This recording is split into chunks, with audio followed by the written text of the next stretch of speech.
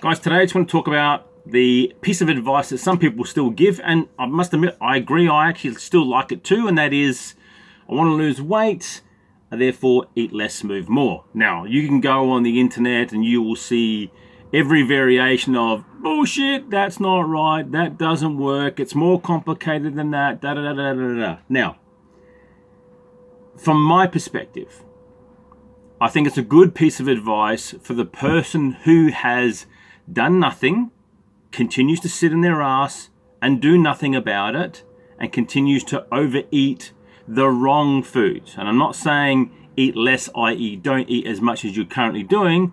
I mean, you need to eat less of the shit that you know you shouldn't be eating in the first place. And yes, I do want you to move more, and that could be as simple as I want you to hit a minimum step count in a day, because 2,000 steps for a grown adult is not enough. So I started doing some more research and had a look at this thing, like the whole eat less, move more strategy. And I'm going to share, I've got some stuff up here on the computer, I'm going to share it with you. The strategy has been around for a while. However, the latest thinking in the field is that like weight loss and nutrition and all that sort of stuff is a bit more complicated than that, which is obviously what we just said. And therefore that eat less, move more is a bit of an oversimplification, which I think still is valid. So then we dive into the thing. You've got to be in a calorie deficit. You've got to be in a calorie deficit. You've got to eat less. You've got to eat less. Mate, what's the message? It's the same thing. It's potentially eating less, but eating less in terms of calories, not eating less in terms of food. Now, the detail here, and as it says here, relies on achieving a calorie deficit where you consume fewer calories than you burn. This alignment, yes, is with the eat less. However, the quality and the type of food that you eat is fundamental to that eat less, i.e. eat less calories, for you to pursue your weight loss. Number 2, density. The nutrient density of the food. So instead of focusing on just eating less, we're now placing our focus on the type of food.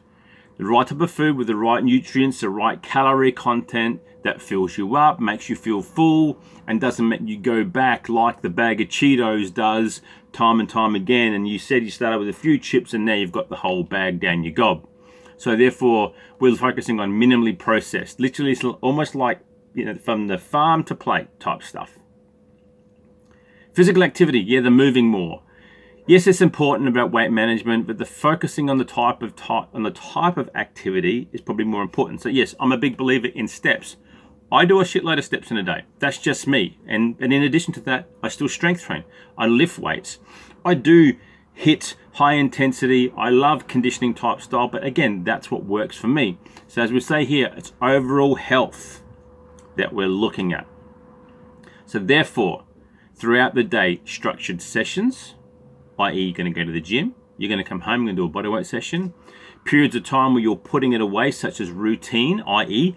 I'm going to walk to work, I'm going to get off the train station or bus a stop earlier, I'm going to fit 10 minutes in, morning, noon and night. Suddenly I've got my 30 minutes of moving, and the 30 minutes of moving, if you walk the way I do, that's a good 3,000 steps, and therefore that is you're moving more.